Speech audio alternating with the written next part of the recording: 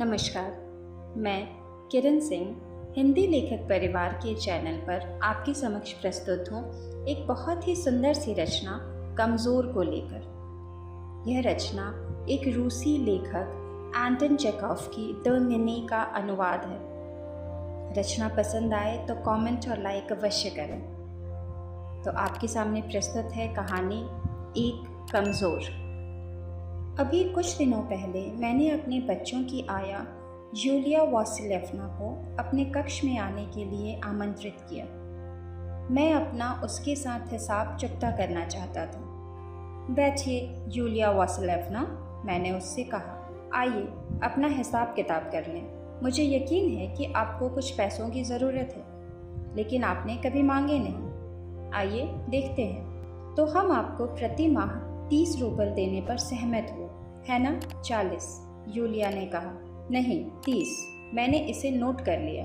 मैं हमेशा आया को 30 वेतन देता हूँ। अब मुझे देखने दीजिए। तो आप 2 महीने से हमारे साथ हैं? जी नहीं, 2 महीने और 5 दिन। बिल्कुल 2 महीने, मैंने इसे नोट करके रखा है। तो आपके पास 60 रूबल आने वाले हैं। 9 रविवार घटाएं। आप जानती हैं कि आप रविवार को कोल्या को बस बाहर घुमाने के लिए ले जाती हैं, और फिर 3 छुट्टियां। यूलिया वासिलिएव्ना ने आंखें नीचे करके अपने कपड़ों को देखा, लेकिन एक शब्द भी नहीं कहा। फिर 3 छुट्टियां भी हैं, तो हम 12 रूबल निकाल देते हैं। कोल्या 4 दिनों से बीमार था। उन दिनों आपने उसकी देखभाल नहीं की, तो आपने सिर्फ वान्या की देखभाल की। फिर वे 3 दिन थे जब आपको दांत में दर्द हुआ, जिसके बाद मेरी पत्नी ने आपको बच्चों से दूर रहने की अनुमति दे दी थी। 12 और 7 मिलाकर 19 हो जाते हैं। 41 रूबल, ठीक है?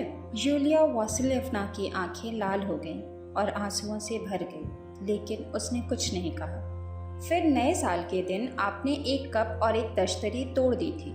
2 रूबल भी अगर घटाएं, जबकि कप की कीमत उससे भी अधिक थी। पैतृक संपत्ति थी, लेकिन छोड़ो, इस बात को जाने देते हैं। दूसरी बात, आपकी लापरवाही के कारण कोल्या के पेड़ पर चढ़ने के कारण उसका कोट फट गया। 10 इसके घटाओ। इसके अलावा आप ही की लापरवाही के कारण नौकर वान्या के जूते लेकर भाग गया। आपको चाहिए था कि आप इसका ध्यान रखती, तो हम 5 रूबल कम कर देते हैं। 10 जनवरी को आपने मुझसे 10 रूबल लिए। मैंने नहीं लिए, यूलिया धीरे से फुसफुसाई, लेकिन मैंने इसे नोट किया है यहाँ। ठीक है, हाँ शायद, यूलिया ने कहा। 41 में से हम 27 लेते हैं, तब बचता है आपका 14। उसकी आंखें आंसुओं से भर गई। मैंने केवल 1 बार पैसे लिए, उसने कांपती आवाज़ में कहा। मैंने आपकी पत्नी से सिर्फ 3 रूबल लिए, इससे अधिक कभी नहीं। अच्छा, कब लिया? आप देखिए, मैंने इसे कभी नोट नहीं किया था। 14 में से 3 और गए, तब आपके बचते हैं 11 रूबल। यह लीजिए अपना पैसा। 3, 3, 3, 1 और 1 हो गए आपके पूरे 11 रूबल। मैंने उसे 11 रूबल दिए। कांपती उंगलियों से उसने उन्हें लिया और अपनी जेब में रख लिया। दया करें, वह फुसफुसाई। मैं उछल पड़ा और कमरे में टहलने लगा। मैं गुस्से में था। आपने दया क्यों कहा? मैंने पूछा। पैसों के लिए। क्या आपको एहसास नहीं कि मैं आपको धोखा दे रहा हूँ? मैं आपके पैसे चुरा रहा हूँ और आप केवल दया करे कह रही हैं?